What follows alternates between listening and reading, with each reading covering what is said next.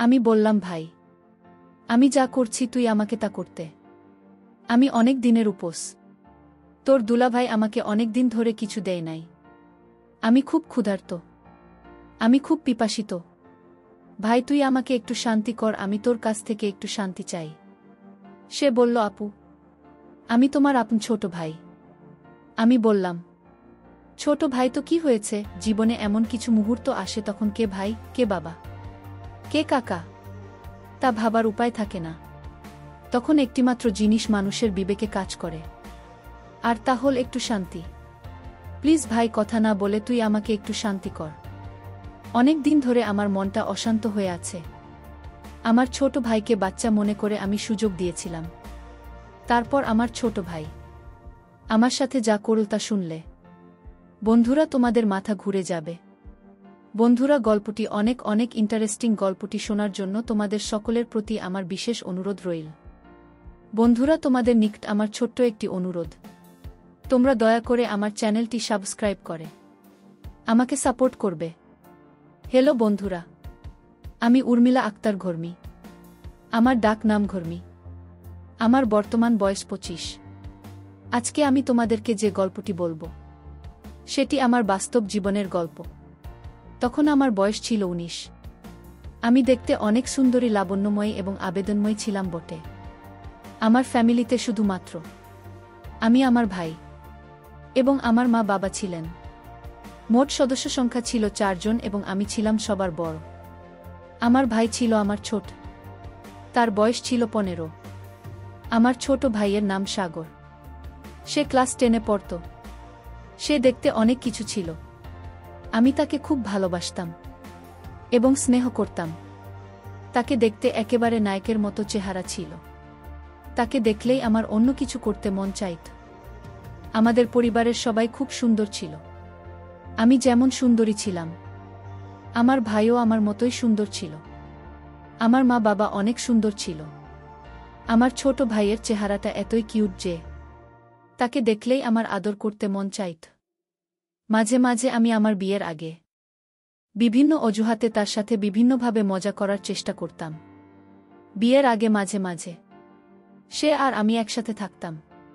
প্রায় আমি তার কাছে থেকে ভিন্ন কিছুর স্বাদ নেওয়ার চেষ্টা করতাম। সে তখন খুব ছোট ছিল বিধায় খুব একটা বেশি বুঝত না। সে দেখতে অনেক সুন্দর হওয়ায় আমি তার প্রতি অনেক দুর্বল হয়ে গিয়েছিলাম, কিন্তু তা কখনো প্রকাশ করতে পারিনি। মনে মনে অনেকবার তাকে কাছে পেতে চেয়েছিলাম, তার সাথে ঘনিষ্ঠ হতে চেয়েছিলাম এবং তার কাছ থেকে অনেক ভালোবাসা পেতে চেয়েছিলাম, কিন্তু কখনো সাহস হয়নি বলার, কারণ সে তো আমার ছোট ভাই। যদি কাউকে বলে দেয়। যাই হোক বন্ধুরা, এভাবে কাটছিল আমার দিন।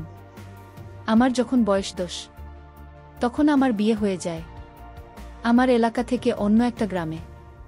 আমার যেখানে বিয়ে হয় সেখান থেকে আমাদের গ্রামের দূরত্ব ছিল প্রায় 8 কিলোমিটার। বিয়ের পর আমি আমার শ্বশুর বাড়ি চলে যাই। সেখানে সংসার শুরু করি। প্রথম আমার স্বামী আমাকে অনেক ভালোবাসত। এমন ভালোবাসা দিত, মনে হয়েছিল যেন আমি স্বর্গে আছি। প্রথম যেদিন সে আমার কাছে আসতে চাইবে, তখন তো আমি খুব ভয় পেয়ে যাই, কারণ সে আমার থেকে বয়সে ছিল অনেক বড়। যেই কথা সেই কাজ। প্রথম দিন সে আমাকে এমনভাবে দিয়েছিল, আমার কাছে মনে হয়েছিল যেন আমার দম বন্ধ হয়ে যাওয়ার মতো অবস্থা হয়েছিল। বিয়ের 2-1 মাস আমার খুব ভাল লাগছিল। সে আমাকে খুব শুকিয়ে রাখছিল, কিন্তু এই সুখ আমার আর বেশি দিন রইল না। আমার কপাল খুবই খারাপ ছিল যে আমার বিয়ের কিছুদিন পরেই আমার স্বামীর গোপন একটি রোগ ধরা পড়ে, যার কারণে আমার স্বামী আমার কাছে ঠিকমতো আসতে চাইত না, আমাকে ভালোবাসতে চাইত না, আমার প্রতি তার কোনো ফিলিংস কাজ করত না, আর মাঝে মাঝে আমার সাথে খুব খারাপ আচরণ করত। আমার স্বামীর এই আচরণে আমি খুব কষ্ট পেতাম। আমি জানি না সে কেন আমার সাথে এরকম আচরণ করত। তার আচরণে আমি অনেক পরিবর্তন লক্ষ্য করি। আস্তে আস্তে তার সাথে আমার দূরত্ব বাড়তে থাকে। সে আর আগের মতো আমাকে ভালোবাসে না। রাত হলেই সে কোনো না কোনো অজুহাতে আমার কাছ থেকে দূরে থাকতে শুরু করে। আমি যখনই তার কাছে যেতাম, ভাবতাম আজ তার সাথে সময় কাটাব, আজকে আমরা স্বামী স্ত্রী মিলে একটু রোম্যান্টিক সময় পার করব। কিন্তু আমি চাইলে কি হবে?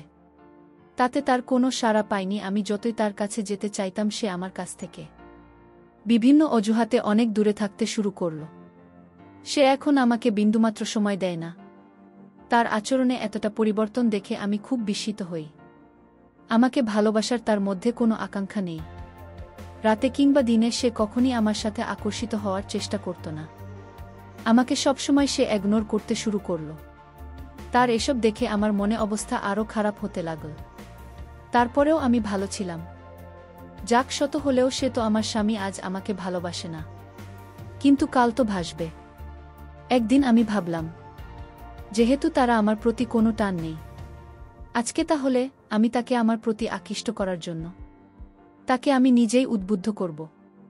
আজকে আমি তার কাছ থেকে আমার অধিকার আদায় করে নেব। সেদিন রাতে আমি অনেক চেষ্টা করার পরেও তার কাছ থেকে আমি কোনো রেসপন্স পাইনি। সেদিন রাতে আমি অনেক কষ্ট পেয়েছিলাম। কষ্ট পেয়ে আমি চুপ করে আমার রুমের এক পাশে বসেছিলাম। হঠাৎ টেবিলের মধ্যে একটি ডাক্তারি রিপোর্ট দেখতে পেলাম। রিপোর্টটি দেখে আমার মাথা ঘুরতে শুরু করল। সেখানে পরিষ্কার করে লেখা ছিল যে আমার স্বামীর বিশেষ হরমোন একেবারে শেষ হয়ে গেছে। সে আর কোনো দিন আমাকে সুখ দিতে পারবে না। রিপোর্ট দেখে আমি যে কি করব বুঝে উঠতে পারছিলাম না, কারণ আমার স্বামীর বিশেষত্ব নষ্ট হয়ে গেছে। এখন আমি কোনো আশায় থাকব? কিভাবে আমি তার সংসার করব? তার যে সমস্যা, সে তো আর কোনোদিন আমাকে সুখ দিতে পারবে না। আমি আমার জীবনের কথা ভাবতে ভাবতে অনেক কান্না করেছিলাম। এখন আমার কি হবে? কারণ আমার সবেমাত্র জীবন শুরু। স্বামীর ভালোবাসা, আদর, সোহাগ ছাড়া আমি কিভাবে থাকব? স্বামীর আনন্দ সুখ না নিয়ে আমি কোনোভাবেই থাকতে পারব না। এই ভেবে আমি অনেক কান্না করতে থাকি, কিন্তু কাউকে কিছু বলতে পারি না। মনে মনে ভাবলাম, এভাবে আমি আর স্বামীর সংসার করব না। যেই স্বামী আমার মন বোঝে না, যে আমাকে ভালোবাসা দিতে না পারুক, অন্ততপক্ষে মনের একটু শান্তিতে দেবে। তাই স্থির করলাম, আমি আমার বাপের বাড়ি চলে যাব। তারপর একদিন আমার ছোট ভাই আমাদের শ্বশুরবাড়িতে আসে বেড়াতে। বেড়াতে এসে দেখে আমার ছোট ভাই আমার মনের অবস্থা একেবারেই খারাপ। আমি বললাম, আপু তোমার কি হয়েছে? আপু বলল, কিছু হয় নাই, আর শুধু কাঁদে। আমার ছোট ভাই ভেবেছিল মনে হয় আব্বু আম্মুর কথা মনে পড়ছে, তাই আপু কাছে। তারপর আমার এই অবস্থা দেখে আমার ছোট ভাই আমার স্বামী এবং আমার শ্বশুর শাশুড়ির কাছ থেকে বলে আমার বাড়িতে নিয়ে আসে। আমি আমার বাপের বাড়িতে এসে সব সময় নীরবে বসে থাকি, আর সব সময় টেনশনে থাকি। আমার চোখের নিচে কালো দাগ হয়ে গেছে। আমার ছোট ভাই আমার এই অবস্থা দেখে আমাকে জিজ্ঞাসা করতে শুরু করে, আপু তোমার কি হয়েছে? দুলাভাই কি তোমাকে অনেক কষ্ট দেয়? দুলাভাই কি তোমার সাথে খারাপ আচরণ করে নাকি না অন্য কিছু? আমি তাকে বললাম, না, এসব কিছু না, টেনশন করিস না, আমার কিছুই হয় নাই। আমি আমার ছোট ভাইকে বললাম, ভাই আমি তোদের বাড়িতে বেশ কিছুদিন থাকব।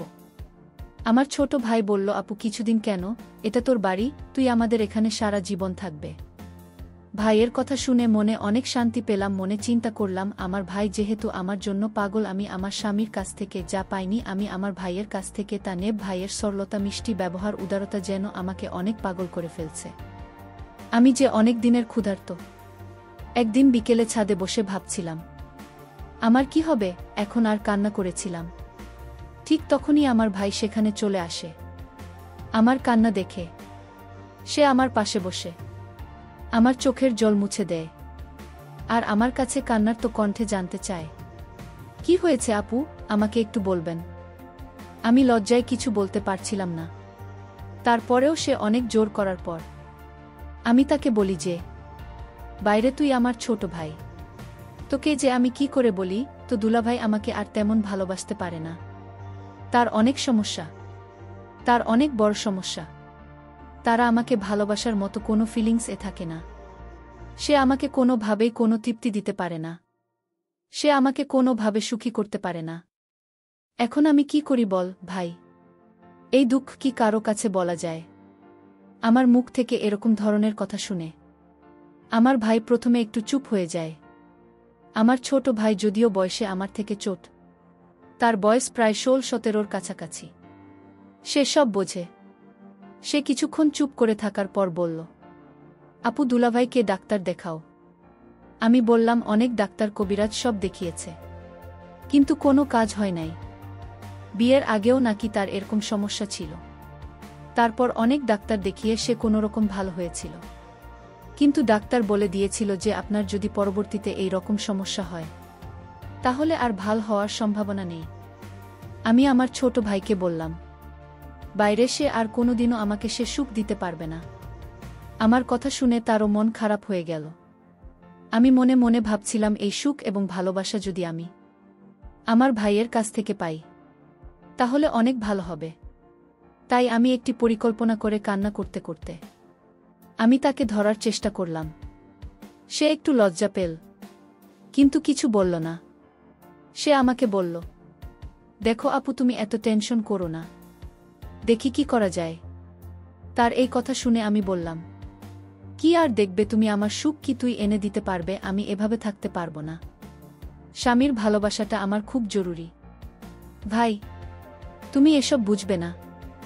এভাবে থাকতে আমার অনেক কষ্ট হয়। সে আর কিছু না বলে আমাকে নিয়ে নিচে চলে আসে নাস্তা করার জন্য। আমরা নাস্তা করলাম এবং অনেক গল্প করলাম। আমি মনে মনে ভাবছিলাম, আমার ভাই হয়তো আমাকে নিয়ে কিছু ভাবতে শুরু করেছে। তাই আমি অনেক আনন্দ পেলাম। এরপর থেকে আমি আমার ভাইয়ের কাছাকাছি থাকতে শুরু করলাম। রাত হলে সে আমাকে সান্ত্বনা দেওয়ার জন্য সে আমার কাছে থাকত। আমি তো আমার ভাইকে ছোট বাচ্চা মনে করতাম, আর সেও আমার কাছাকাছি থাকতে পছন্দ করত। প্রতিদিন রাতে আমি আর আমার ছোট ভাই একসাথে ঘুমাই, কিন্তু আমার তো রাতে ঘুম আসতো না। শুধু চোখে মনে অন্য কিছুর বাসনা। চোখের আমার পাশে আমার আপন ছোট ভাই শুয়ে রয়েছে। মাঝে মাঝে তার প্রতি লোভ চলে যায় ভাইয়ের, তবে যৌবন প্রতি আমার লোভ চলে যায়। মনে হচ্ছে যেন আমি মোমো, আর সে আগুন। তার পাশে শুতে আমি যেন গলে যাচ্ছি এবং তাকে বারবার ছোঁয়ার চেষ্টা করছি। বাট মনের মধ্যে কিছুটা ভয় করছিল। কিছুক্ষণ পর আমি অনুভব করলাম আমার ছোট ভাই ঘুমিয়ে পড়ল, কিন্তু আমার তো ঘুম নাই। যখন অনুভব করলাম সে ঘুমিয়ে পড়েছে, তখন আমি তাকে নিয়ে এক অন্যরকম অনুভূতি নেওয়ার চেষ্টা করলাম। আমি যখন তাকে নিয়ে অন্যরকম কিছু করছিলাম তখন আমি লক্ষ্য করলাম সে ঘুম থেকে উঠে গেছে। সে ঘুম থেকে উঠে বলল, আপু, তুমি আমার সাথে কি করছো?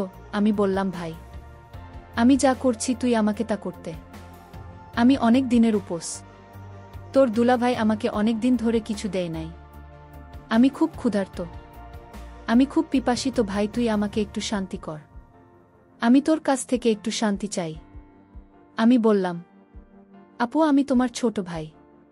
আমি বললাম, ছোট ভাই তো কি হয়েছে? জীবনে এমন কিছু মুহূর্ত আসে, তখন কে ভাই, কে বাবা, কে কাকা তা ভাবার উপায় থাকে না। তখন একটিমাত্র জিনিস মানুষের বিবেকে কাজ করে, আর তা হল একটু শান্তি। প্লিজ ভাই, কথা না বলে তুই আমাকে একটু শান্তি কর। আমার ছোট ভাইকে আমি বাচ্চা মনে করে তার সাথে আমি একটু রোমান্টিক করতে গিয়েছিলাম। সে যখন প্রথম আমাদের ওখানে আক্রমণ করেছিল তখন আমার কাছে মনে হয়েছিল আমার দম বন্ধ হয়ে যাচ্ছিল। আমার মনে হয়েছিল একটি প্রলঙ্কারী ঘূর্ণিঝড় বয়ে গিয়েছিল। আমার সব কিছু দুমড়ে মুচড়ে ফেলেছিল। সেদিন সে আমাকে অনেক সুখ দিয়েছিল বন্ধুরা। তার কিছুদিন পর বন্ধুরা আমি আমার স্বামীকে ডিভোর্স দিয়ে দিই এবং আমি আমার ছোট ভাইকে স্বামীর মতো গ্রহণ করতে থাকি। বন্ধুরা, যে স্বামী না পারে কোনো মনের সুখ দিতে, না পারলে অন্য কিছু, তার সাথে তো আর যাই হোক কেন সংস্কার হয় না। সবকিছু বাদ দিয়ে বন্ধুরা, এখন আমি আমার ছোট ভাইকে সবার অন্তরালে স্বামীরূপে গ্রহণ করে নিলাম। আমি জানি না আমার এই জীবন কতদিন চলবে বন্ধুরা। আমি ভুল করছি, নাস্তিক করছি, তা আপনাদের উপর ছেড়ে দিলাম। নিশ্চয়ই আপনারা কমেন্ট করে জানাবেন। বন্ধুরা, আজকে এই পর্যন্তই। আবারও আসব তোমাদের মধ্যে নতুন কোনো ভিডিও নিয়ে। ভিডিওটি যদি তোমাদের ভালো লাগে তাহলে একটি লাইক দাও। প্রতিদিন আমি তোমাদেরকে একটা করে নতুন গল্প উপহার দিব, তাই তোমাদেরকে অনুরোধ করে বলছি, তোমরা যদি এরকম ধরনের ইন্টারেস্টিং গল্প পেতে চাও তাহলে দয়া করে আমার চ্যানেলটি সাবস্ক্রাইব করো। পরিশেষে তোমাদের সকলের সুস্বাস্থ্য কামনা করি। ভিডিওটি দেখার জন্য তোমাদের সকলকে